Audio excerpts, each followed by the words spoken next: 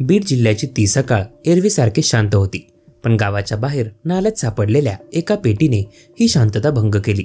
पेटी उघडल्यावर आत दिसलेल्या दृश्याने गावातील लोकांचे डोळे पांढरे झाले आणि त्यांच्या पायाखालची जमीनच सरकली। ती पेटी फक्त एका मृतदेहाची नव्हती, तर एका निष्पाप होमगार्ड तरुणीच्या अर्धवट राहिलेल्या स्वप्नांची आणि एका मैत्रीच्या विश्वासघाताची ती साक्ष होती।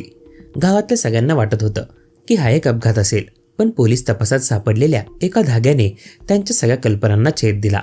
कारण खुनी दुसरी कोणी नसून अशी एक व्यक्ती होती जिला पाहून सगळ्यांचेच डोळे मोठे झाले। चला तर पाहूयात सविस्तर घटना। बीड जिल्ह्यात राहणारी अयोध्या वरकटे, तिचं नाव तिच्या गावासाठी अभिमानाचं प्रतीक होतं। नुकतीच ती होमगार्डमध्ये रुजू झाली होती। तिच्या अंगावर होमगार्डचा खाकी गणवेश आणि मनात भविष्याची उज्ज्वल स्वप्न होती। आई वडिलांना तिचा अभिमान वाटायचा। त्यांची लेक आता गावची पोलीस झाली होती। मोठ्या शहरात पोलीस दलात जाणार असं कोणीतरी म्हटलं की तिचा चेहरा आनंदाने फुलून जायचा। पण तिच्या या नव्या प्रवासात एक गोष्ट होती जी तिच्या हृदयात लपलेली होती। एक नातं, एका तरुणासोबत तिची ओळख झाली होती आणि त्यांच्यात एक हळुवार प्रेमाची पालवी फुटली होती। हे प्रेम तिच्यासाठी एका नव्या जगाचं दार उघडत होतं।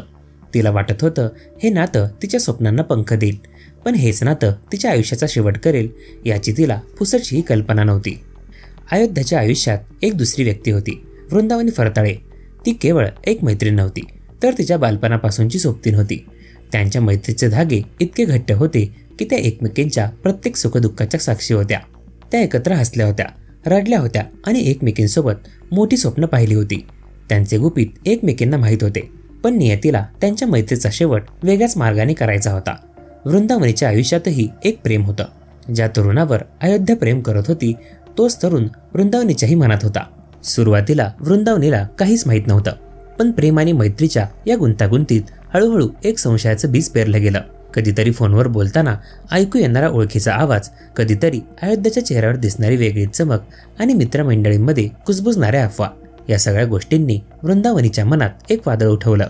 मैत्री आणि प्रेम या दोघींमध्ये विभागलं गेलं होतं। वृंदावनीच्या मनात संशयाने घर केलं। तो संशय हळूहळू मत्सरात बदलला आणि तो मत्सर नंतर द्वेषात रूपांतरित झाला। तिला आता अयोध्या तिच्या सुखात, तिच्या प्रेमात अडथळा वाटू लागली होती। ज्या मैत्रिणीवर तिने डोळे झाकून विश्वास ठेवला होता तीच आता तिला तिच्या स्वप्नांपासून दूर करत आहे असं तिला वाटू लागलं। एक दिवस वृंदावनीने आपल्या मनातील सगळा संशय बोलून टाकला। ती थेट अयोध्याला म्हणाली, तू त्याच्याशी बोलतेस का? आमच्या नात्यात काही अडचण आणतेस का? अयोध्याने मात्र या प्रश्नावर काहीच न बोलता फक्त एक हसू दिलं आणि विषय टाळला। पण हे हसू वृंदावनीसाठी एक उत्तर होतं। तिला वाटलं की अयोध्याने सगळं मान्य केलं आहे आणि तिच्या नशिबावर हसत आहे। या घटनेनंतर त्यांच्या मैत्रीचा गाभा पूर्णपणे तुटला। नजरेला नजर मिळाली तरी त्यात संशयाची धार होती। संशय आणि मत्सराने वृंदावनीला पूर्णपणे आंधळ केलं होतं। तिच्या डोक्यात एकच विचार होता, अयोध्या नाहीशी झाली तर तो फक्त माझाच होईल। पण हा विचार तिला सुरुवातीला अस्वस्थ करत होता, पण प्रेमाच्या आणि द्वेषाच्या नशेत तिला कोणताही दुसरा मार्ग दिसत नव्हता। तिने एक थंड डोक्याची योजना आखली। एक दिवस तिने अयोध्याला फोन केला आणि तिला घरी बोलावून घेतले। खूप काही बोलायचं आहे, खूप दिवस झाले आपण गप्पाच मारल्या नाही, असे काहीशी तिचे वाक्य होते। अयोध्याला काही संशय आला नाही। ती आपल्या जिवलग मैत्रिणीला भेटायला निघाली। तिला काय माहीत होतं की ज्या घरातून एकेकाळी हास्याचे आवाज येत होते तिथे आज तिच्या मृत्यूची योजना आखली गेली होती। वृंदावनीने अयोध्याला घरात बोलवलं। सुरुवातीला बोलणं साधं होतं, पण वृंदावनीच्या मनात रागाचं वादळ उठत होतं। अचानक एका क्षणी तिने अयोध्याच्या डोळ्यात पाहिलं आणि तिच्यावरील द्वेष बाहेर आला। तिने अयोध्याचा गळा दाबून तिचा श्वास थांबवला। त्या क्षणी वृंदावनीच्या मनात मैत्री नव्हती, प्रेम नव्हतं, होता तो फक्त द्वेष। तिच्या हातून एका निष्पाप होमगार्ड तरुणीचा जीव गेला। आता पुढचा प्रश्न होता, या मृतदेहाचं काय करायचं? या प्रसंगात वृंदावनीने अयोध्याचा मृतदेह एका खोक्यात भरला। रात्रीच्या काळोखात, ज्या काळात जग शांत झोपलेलं होतं, ते ओझं घेऊन गावाबाहेरील एका नाल्याकडे गेले आणि तो खोका थंड पाण्यामध्ये बुडवून दिला। 2 दिवसांनी सकाळच्या वेळी गावातील काही लोकांना नाल्यात काहीतरी तरंगताना दिसलं। जवळ जाऊन पाहिल्यावर त्यांच्या पायाखालची जमीन सरकली। एका खोक्यात एका तरुणीचा मृतदेह होता। ताबडतोब पोलिसांनी घटनास्थळी धाव घेतली। तपास सुरू झाला। मृतदेहाची ओळख पटवणं कठीण होतं, पण लवकरच ती तरुणी होमगार्ड अयोध्या वरकटे असल्याचे निष्पन्न झालं। गावात एकच खळबळ उडाली। आता प्रश्न होता, तिच्या मृत्यूमागे कोण होतं? पोलिसांनी तपास सुरू केला। पोलिसांनी अयोध्येच्या फोन कॉल लिस्टची तपासणी केली। त्यामध्ये त्यांना वृंदावनी फरताळे नावाच्या मैत्रिणीचं नाव दिसलं। गावातील काही लोकांनीही सांगितलं की अयोध्या शेवटची वृंदावनीच्या घरी जाताना दिसली होती. हे धागेदोरे पोलिसांना एकाच दिशेने घेऊन जात होते. वृंदावनीला चौकशीसाठी बोलवण्यात आलं. सुरुवातीला तिने टाळाटाळ केली, वेगवेगळी कारणं सांगितली. पण पोलिसांनी जेव्हा तिच्यावर प्रश्नांचा भडीमार केला आणि पुरावे समोर ठेवले तेव्हा तिने संपूर्ण कथेचा उलगडा केला. डोळ्यात अश्रू आणि गळ्यात अडकलेल्या आवाजाने तिने मान्य केलं, हो, मीच माझ्या मैत्रिणीचा खून केला आहे. तिच्या या कबुलीमुळे सर्वांनाच धक्का बसला. एका क्षणासाठी कोणालाही विश्वास बसला नाही की एका प्रेमासाठी एका मैत्रिणीने दुसऱ्या मैत्रिणीचा जीव घेतला. ही घटना केवळ एका खुनाची कहाणी नाही, ही एका तुटलेल्या विश्वासाची कहाणी आहे. एका निष्पाप स्वप्नाचा अंत आहे. प्रेम आणि मत्सर माणसाला कसं आंधळ करतात आणि मैत्रीच्या नात्याला कसं विषारी बनवतात याचा हा एक धक्कादायक पुरावा आहे.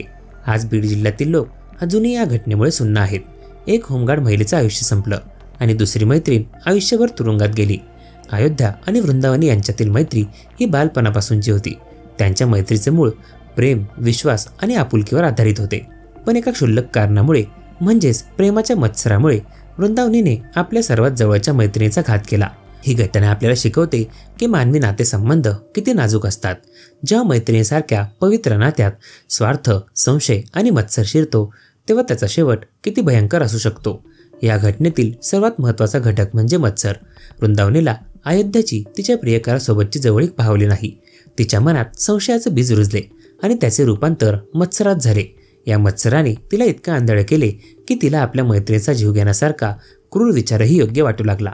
ही घटना आपल्याला दाखवते की मत्सर हा एक असा विषारी विकार आहे जो माणसाच्या सतसत विवेक बुद्धीला पूर्णपणे नष्ट करतो आणि त्याला नको ते कृत्य करण्यास प्रवृत्त करतो. प्रेम ही एक सुंदर भावना आहे, पण या घटनेत प्रेमाची नकारात्मक बाजू समोर आली. ज्या तरुणासाठी हे सर्व घडलं त्याला याबद्दल काहीच माहीत नव्हतं, पण दोन मैत्रिणींच्या आयुष्याचा नाश झाला. यावरून हे समजतं की प्रेम जर केवळ एका व्यक्तीवर हक्क गाजवण्यासाठी किंवा दुसऱ्याला दूर करण्यासाठी असेल तर त्याचे परिणाम विनाशकारी असू शकतात. प्रेम हे हक्कापेक्षा त्याग आणि समजदारीवर जास्त आधारित असावं लागतं. अयोध्या होमगार्डमध्ये भरती झाली होती. तिचे यश हे तिच्या कुटुंबासाठी आणि गावासाठी अभिमानाची गोष्ट होती. पण तिच्या अचानक मृत्यूने समाजाला मोठा धक्का बसला. या घटनेने हे सिद्ध झालं की कितीही मोठे स्वप्ने असली तरी मानवी स्वभावातील दुर्गुण एका क्षणात सगळं काही संपवू शकतात. या घटनेने बीड जिल्ह्यातील लोकांच्या मनात केवळ भीतीच नाही तर मानवी नात्यांवरचा विश्वासही डळमळीत झाला आहे. या घटनेत पोलिसांनी अत्यंत महत्त्वाचे काम केले. त्यांनी पुरावे गोळा करून आणि योग्य तो तपास करून वृंदावनीला पकडले. यातून हे दिसून येते की कोणताही गुन्हा कितीही लपवण्याचा प्रयत्न केला तरी न्यायव्यवस्था आणि कायद्याच्या हातून गुन्हेगार सुटत नाही. वृंदावनीला तिने केलेल्या कृत्याची शिक्षा मिळणार आहे, जो या घटनेचा एक महत्त्वाचा आणि समाधानकारक भाग आहे. थोडक्यात ही घटना आपल्याला शिकवते की मानवी भावनांवर नियंत्रण ठेवणे किती आवश्यक आहे. आयुष्यात कोणतीही गोष्ट मिळवण्यासाठी शॉर्टकट घेऊ नये.